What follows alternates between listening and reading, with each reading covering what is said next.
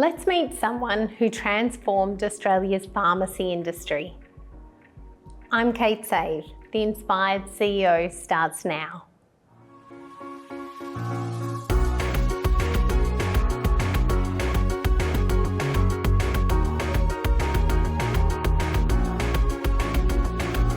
Welcome to The Inspired CEO, where each episode we explore the innovative wellness practices that are driving success and longevity in the modern business world. In this episode, we chat with Jack Gance, chairman and co-founder of Chemist Warehouse. He transformed Australia's pharmacy landscape over 5 decades. Starting with his first store in 1972, Gance pioneered brands like Le Specs and Latan. After earning an MBA, he launched My Chemist, evolving into Chemist Warehouse, known for its disruptive model and consumer focus. Chemist Warehouse now leads the market with over 500 stores domestically and internationally. Thank you, Jack, for coming in here today. Thank you, Kate. Nice to be here. Well, a lot of people know you as the chairman of Chemist Warehouse, but many people would not know what you did prior to that with Le Specs, Latan and Australis. Can you tell us about that journey? Yes, well, soon after we bought our second pharmacy, I decided to do something a bit entrepreneurial, decided to look at importing products. We imported sunglasses. Then we had a breakthrough where we were able to create a brand called Le Specs. It was an unbreakable product, and it took off, and it just became an absolute revolution in the industry. And from that, we developed Latan and Australis. Now I have listened to some other podcasts, and I've heard that both your wife and your daughters weren't very happy when you sold off those brands. They weren't very happy at all. But the reason we did was because we had, the bigger you get in the distribution business, as you probably know, the less money you have. It's all tied up in inventory and in debtors. And we were made an offer we couldn't refuse. We ended up accepting it very reluctantly, but it gave us a complete change in our lifestyle. And so how did you evolve the brand into Chemist Warehouse as it is today? It's a very unique model. You've got a lot of players on the market that perhaps you're disrupting, and you just continue to scale and grow. What did that look like? Well, if we go back a step, when we had the distribution business, Le Specs, Latan, Australis, we had a number of partners, and we had 35 stores in 1991 when we sold the business. And we had various different stores. We had MKL, Guardian, Chemmart. We had all the different brands.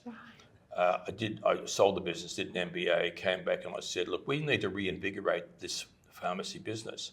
And I'd learned a lot about giving customers what they want. When we launched Le Specs, people didn't know that they wanted an unbreakable sunglass. And we offered them the unbreakable sunglasses. They accepted it. You need to understand what the customer really wants. It's not often what they ask for, but it's what they will accept, what they will want.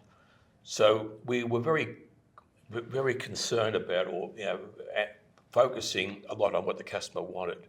The groups that were running at the time, MKL, Guardian, Chemmart, etc., were run by the wholesalers, and for them, the products that they promoted were the ones that got the biggest margin. We said, no, we want to sell products that the consumer wants. And we're pretty close to the consumer, being very hands-on business.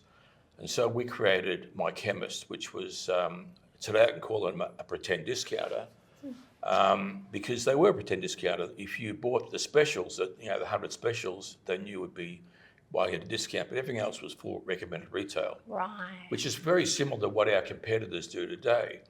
But the point was, we did have promotions that we produced, which are products the consumer wanted. And as a result of providing them with the right products at the right price, we're able to increase the sales in these categories: hair care, vitamins, sunscreens. We provided them with products that were good prices and a good range. So we gradually increased the front of shop business. The average pharmacy at that stage was probably doing about 80% prescriptions and 20% front of shop. So the whole front of the shop is only about $1.05 that they would do. Okay. It's the same today. But what we're able to do is by keeping the prescription business, but by increasing the actual front of shop business, we're able to grow the business. And from under $1 million business, we're able to grow to 2 to 3 million.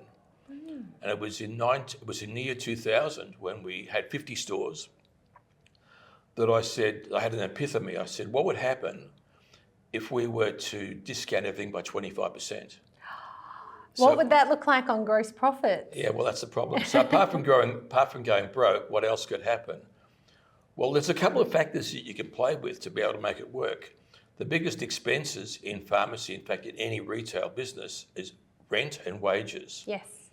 And if we're able to reduce the rent by having a lower rent area, but a larger size, we believe that if we discounted everything by 25%, people would come to us. We would be a destination store.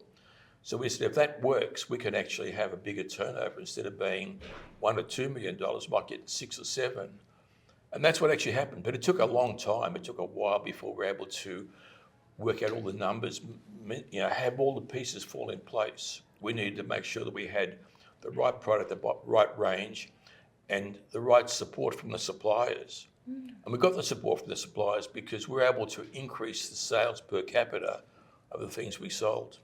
So you currently have over 50% of the market share in the pharmacy industry. However, because you've got so many retail products as well, it's not that you're just taking from pharmacy, you're merging into areas where only supermarkets perhaps have gone in the past. And what else do you think It's not so much that. It's not so much that we're in new areas, because basically our strength is health and beauty, which is what pharmacies traditionally sold.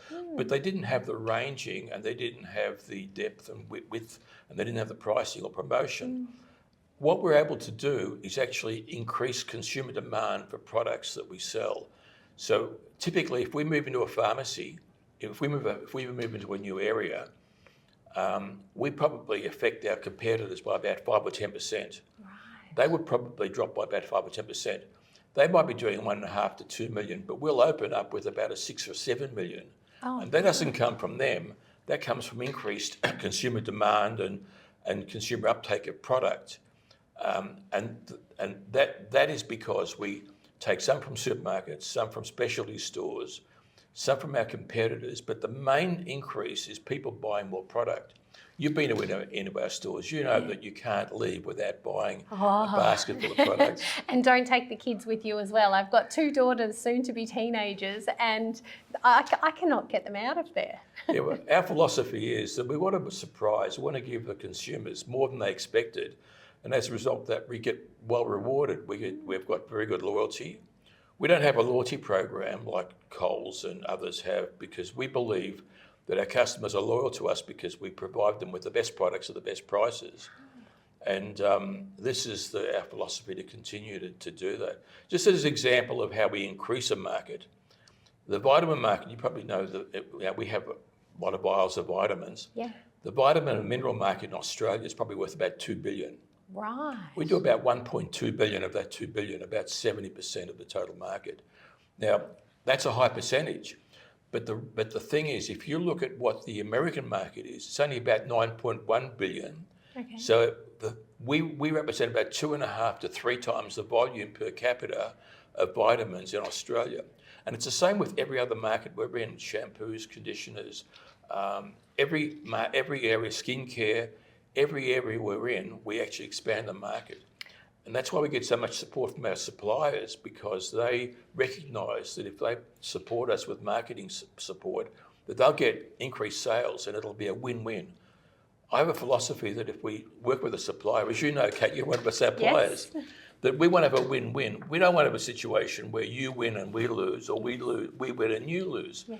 We ensure that if we do something, we make sure that we make the pie bigger, rather than try to get a bigger share of the pie. That's really interesting, because I think going back certainly a couple of decades ago, if you went into a pharmacy, the thought was, well, I know my grandmother, if she took me in there, she'd say, you're not buying anything in here, it's too expensive. And you've really flipped the model on its head. So it's increasing consumer demand overall. Now, pharmacy though is a highly regulated area and very, very competitive. How have you found really scaling a business that's got all eyes on you and all eyes on Chemist Warehouse? It's very difficult. I mean, the Pharmacy Guild effectively controls the monopoly, or tries to control monopoly, and it's like being in a fight with both hands tied behind your back, and you've got your feet in the chains. But we've been able to be pretty nimble and be able to work around it. We're at a stage where our real only problem is finding sites, because the Pharmacy Guild have regulations about location rules. If you compare with New Zealand, in Australia, we're averaging about $12 million to $13 million in average sales. Yes. In Chemist Warehouse in Australia. In New Zealand, it's over 20 million. We've got 53 stores and over $1 billion turnover. And the reason is because in New Zealand, we can go where we want to go, anywhere we want to go, and we can pick our sites. Whereas in Australia, we have to buy a number, then you can only move it less than 1 kilometre every 5 years. So it has really restricted our ability to grow. And so just going to New Zealand a year ago or less than a year ago? I've been in New Zealand about 5 years, and over 5 years we've grown it to over $1 billion worth of business. We've got a better market share in New Zealand than we do in Australia because of the fact that we're able to pick the locations. And the beauty about it is we haven't affected our competitors much. I mean, they've gone down by about 5%. Right. We've doubled the total pharmacy market. For example, in New Zealand, they didn't carry baby products. Okay. They didn't have any baby formula, didn't have any baby food, any bottles, teats, nothing. Only supermarkets. So we said, this is crazy. It's a very important part of our range that we sell. So we introduced baby products, and it's an important part of our business. I would say that would have been my biggest introduction to Chemist Warehouse, was having my 2 children, because it was a place I went for nappies, for the bottle teats, a particular type of dummy. My child only had a particular dummy, which I could only get at Chemist Warehouse. And I think that was my introduction. And because the kids have grown up with that, and there's the toys out the front, if they want to go to the beach, there's a beach toy near the store, near the beach, and those sorts of things, that's led the kids to see Chemist Warehouse as a destination. Well, I think baby products, baby formulas, etc., are really important, because what it does, it keeps the young mother involved with going to the store, and it evolves from there. And as the kids get older, they go through their stages of life. They all get flu, etc., whatever. Yeah. And it's important that we provide the mothers with everything that they need. I mean, women are a biggest part of our customer traffic. Probably our average customer will be a 35-year-old housewife. Right. But there again, people say to me, what's your target market? I say anyone that breathes will sell to. That's right. They could get asthma, so they might need some anyone that breathes, yeah. That's right. And so now going back to the international market, so you've gone to New Zealand 5 years ago. Where else have you gone? Well, we were in China before that. The Chinese love Australian products.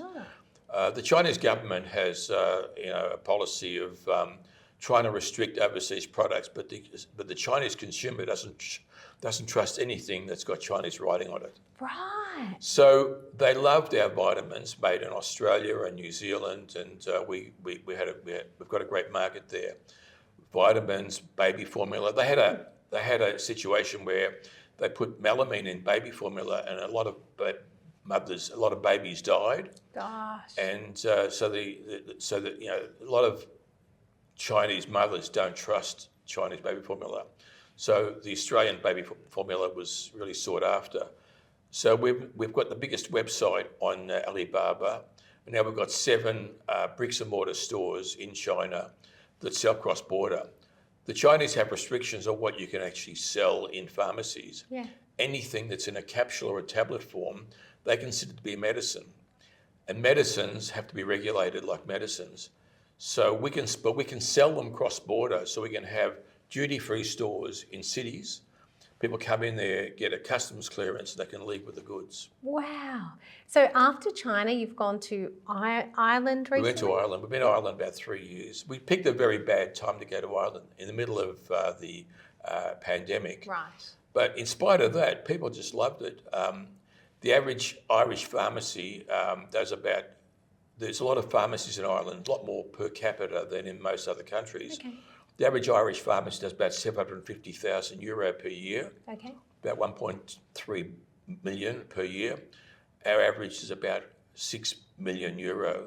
God. So we're by far the biggest per volume we've only got, I think, about 9 stores, and we're growing rapidly in Ireland. And Dubai most recently? We opened in Dubai a little while ago. Dubai is just starting, but the excitement for people to come in the store, look around and they say, "Holy shit, this is fantastic! I really love this.